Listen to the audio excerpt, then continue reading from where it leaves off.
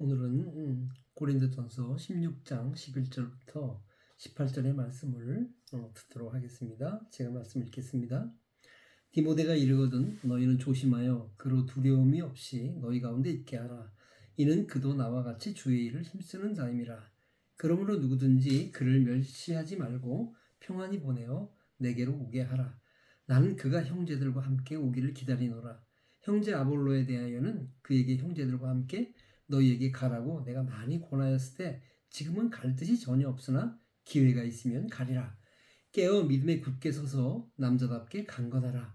형제들아, 스데바나의 집은 곧 아가야의 첫 열매요 또 성도 섬기기로 작정한 줄을 너희가 아는지라. 내가 너희를 권하노니 내가 스데바나와 부드나도와 아가이고가 온 것을 기뻐하노니 그들이 너희의 부족한 것을 채웠음이라.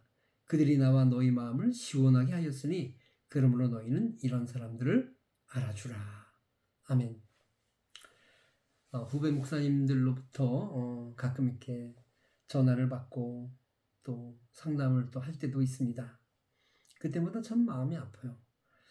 잘못된 목회자가 아니고서야 거의 모든 목회자들은 교회와 성도를 잘 이끌고자 항상 기도하고 또 애쓰고 또 부단히 또 공부도 하고 합니다. 목회를 하면서 가장 아쉬운 것이 있다면 꼽으라면 저는 사람에 대한 것입니다. 왜 저럴까? 왜 좀 이러지 못할까? 왜 성숙하지 못할까 하는 그것입니다. 그것이 교회를 후퇴하게 만들기 때문입니다. 물론 반면에 목회 중에 가장 기쁜 일도 사람 때문입니다. 그렇습니다. 성숙한 사람, 그것이 결정적인 거예요. 목회의 성공의 관건이 바로 거기에 있어요. 좋은 사람을 만나는 것만큼 복된 일이 어디 있겠습니까? 어떤 교인이 되어야 할까요? 바울 사도는 고린도의 성도들로부터 많은 어려움을 당했죠. 곤란을 당하고 때로는 무시도 당했잖아요. 그러니까 바울이 나도 사도다 이런 말을 했잖아요. 그는 이제 다른 동역자들을 그들에게 부탁하면서 이렇게 대해줄 것을 부탁하고 있어요. 이렇게. 이것이 바로 좋은 성도의 모습입니다. 우리 한번 같이 들어볼까요? 11절을 봅니다. 누구든지 그들을 멸시하지 말고 평안히 보내라. 멸시하지 말고. 고린도 교인들은 우리가 잘 아는 바와 같이 정말 교만한 사람들이 많았어요. 여러분, 교만의 그 속은 뭐죠? 무지함이에요. 무지하기 때문에 교만한 겁니다. 겸손이라는 것은 반대로 자기를 낮추는 게 아니라 내가 누구인가를 아는 거죠. 알고 나니까 교만할 게 없는 거예요. 이들은 목회자들을 쉽게 멸시했어요. 그래서 바울에게도 너만 사도냐? 너만 뭐 그러냐? 하고 따지기도 했던 거죠. 종종 이렇게 목회자들을 이렇게 무시하는 것은 사실은 그냥 단순한 문제가 아닙니다. 그가 목사가 되기까지 걸어온 모든 것, 또 그가 공부했던 거, 인내했던 거, 연구해온 거, 모든 기도와 모든 것을 사실은 우습게 보는 거거든요. 그래서 그거는 정말 모멸감을 주는 거예요. 해서는 안 되는 일이에요.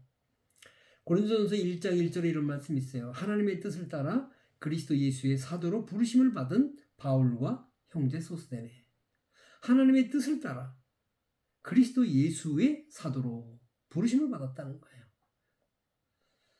예, 목적도 그렇고 또 부르신 분도 주님이고 세우신 분도 주님이시라는 거예요.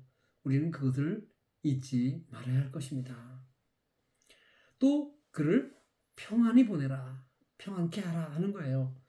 여러분, 성도들은요, 목회자들을 평안히 일할 수 있도록 항상 살펴주고 또 챙겨주고 따라주고 그렇게 해야 합니다. 그런 것이 없이 정말 목회를 잘한다는 건 어려워요. 불편한 사람은 정말 뭐든지 함께 하기가 어렵더라고요. 저도 목회 중에 보면 정말 우리 이제 시어머니들이 많았어요. 저한테 설교로 성경을 가르치려고 하는 사람도 있었고 뭐 별 사람 다 있었죠. 네. 그러나 좋은 자세가 아니잖아요. 목회자로 하여금 평안하고 정말 그를 편안하게 해줄 수 있는 사람.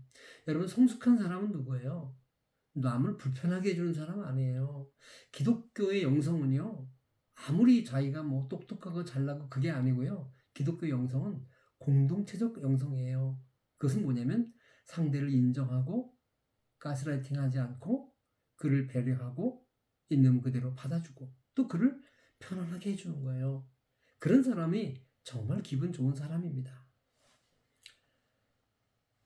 아볼로에게는 바울 사도가 여러 번 권하였으나 그는 고린도 교회에 갈 뜻이 없다. 이렇게 말하고 있어요. 왜 이 아볼로는 우리가 알기로 뛰어난 설교자 아닙니까? 근데 아볼로는 고린도 교회에 안 간대요. 왜 그랬을까요? 아마 고린도 교회의 나쁜 힘겹게 하는 소문을 들었을 수도 있을 것이고요. 또 한편으로는 경험했을 수도 있을 거예요. 그러니까 이 아볼로는 바울과 좀 다르잖아요. 나 거기 안 가요. 아마 이랬을 것 같아요.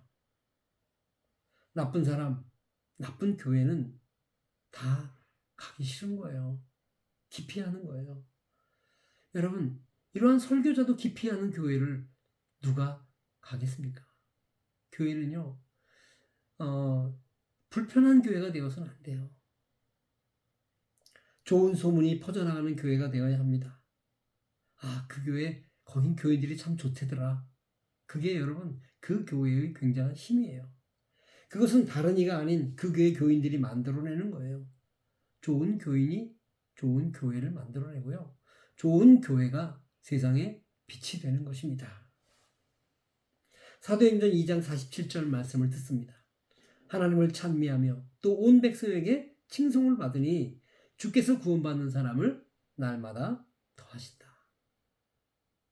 온 백성들이 많은 사람들에게 칭송을 받으니 하나님이 그 교회에 사람들을 보내신다는 것입니다. 좋은 사람들이 있는 교회가 부흥합니다. 깨어 믿음에 서서 남자답게 강건하라. 이건 특히 남자들에게 주신 말씀이거든요. 남자들은 뭐 우리 정치 얘기도 많이 하고 군대 얘기도 많이 하고 뭐 따지는 게 많잖아요. 논리적으로. 여러분 너무 그러지 마세요. 믿음에 굳게 서서 남자답게 강건하라. 남자다움이 뭐예요? 남자다움은요. 크리스천 남자다움은요. 좋은 믿음의 사람이에요.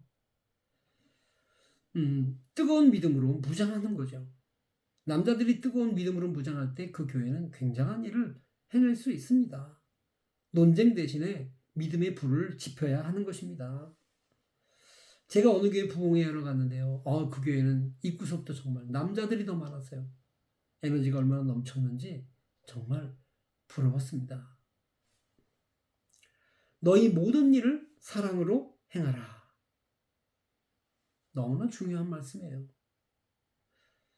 사랑이 없으면 아무 유익이 없다고 고린도전서 13장에 말씀하고 있어요. 이 고린도 교회는요. 정말 사랑이 결여된 교회였어요. 그래서 사도 바울이 고린도전서 13장에 그렇게 장문에 사랑에 대해서 말씀을 한 것입니다.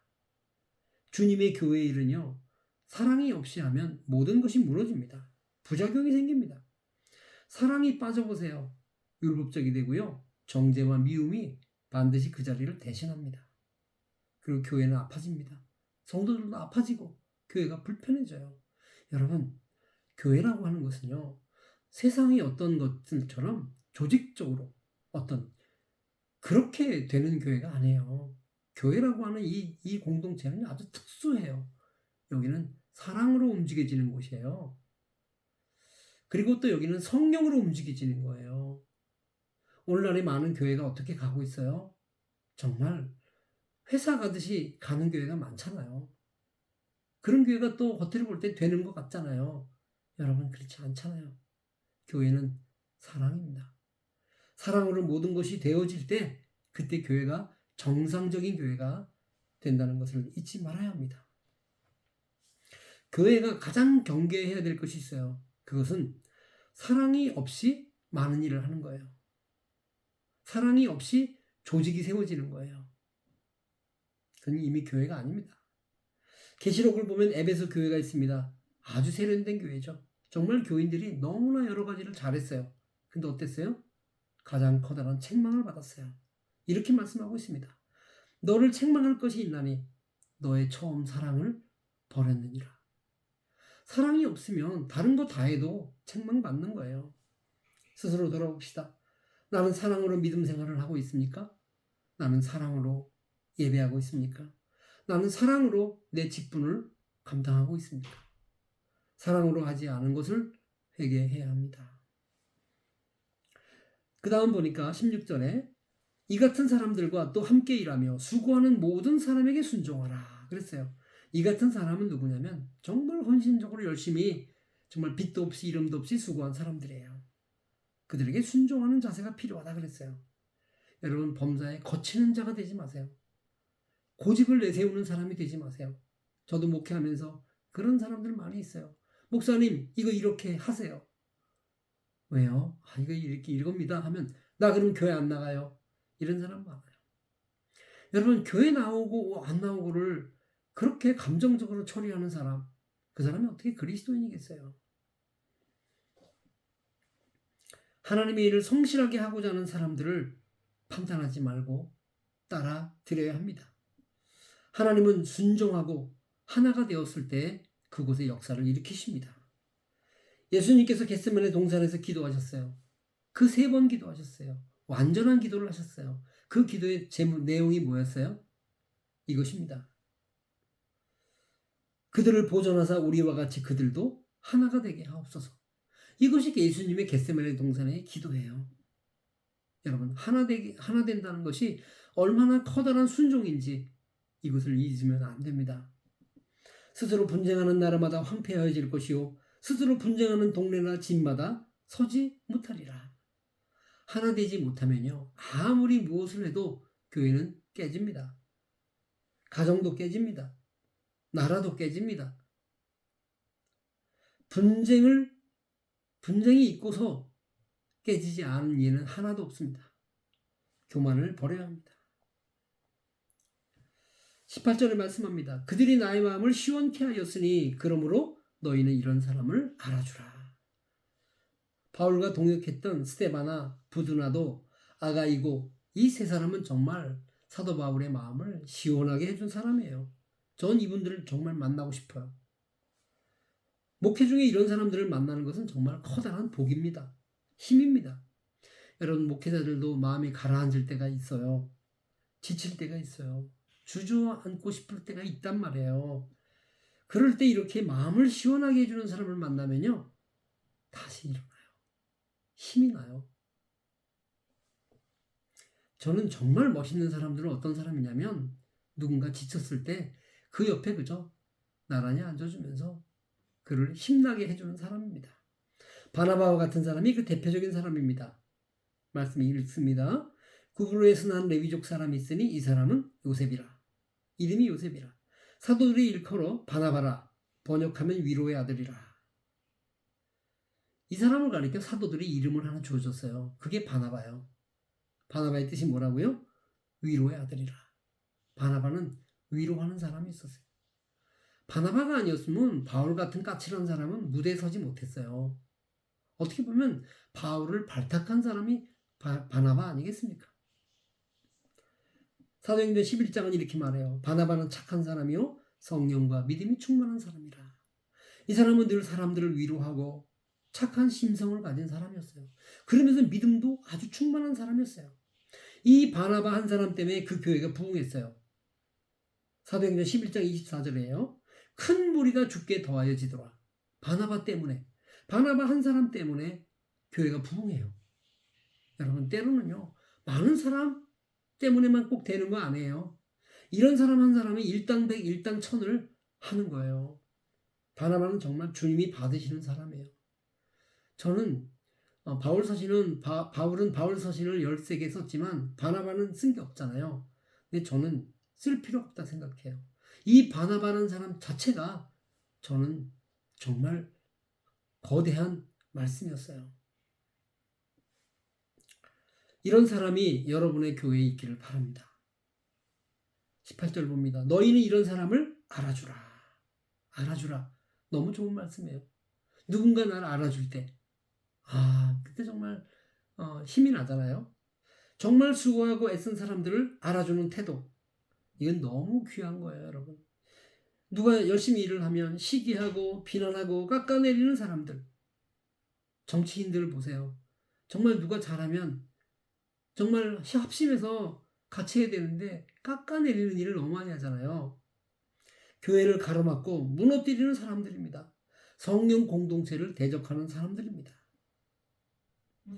그들의 열매로 그들을 알지니 가시나무에서 포도를 엉겅퀴에서 무화과를 따겠느냐 그랬습니다. 열매로 안다고 했습니다. 서로 알아주고 칭찬하고 격려하고 인정해주는 그러한 교회, 그 교회가 주님께 영광 돌리는 교회고요. 그 교회가 반드시 부흥하는 교회가 되는 것입니다. 자, 오늘 말씀 마무리합니다. 성도 여러분, 여러분의 목사님을 존중하십시오. 그가 평안하게 정말 마음껏 일할 수 있도록 그를 도와주십시오. 아볼로의 마음처럼 마음이 접혀지는 그러한 교인이 되지 마십시오. 마음이 접혀져서 무엇이 되겠습니까? 따라주지 않고 변화하지 않고 열정도 없고 그러면 마음이 자꾸 접혀지잖아요. 또 믿음을 굳건히 하십시오. 범사에 순종하십시오. 따라주십시오. 또 목자의 마음을 시원하게 해주세요. 그의 수고를 알아주십시오.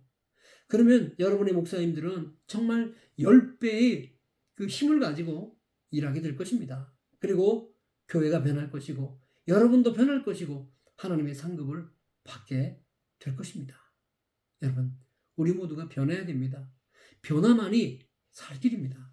그 변화의 핵심은 바로 제도가 아니고 사회가 아니고 세상이 아니고 바로 나라고 하는 사람입니다. 우리가 변하면요, 교회가 변하고 세상이 변합니다. 할렐루야.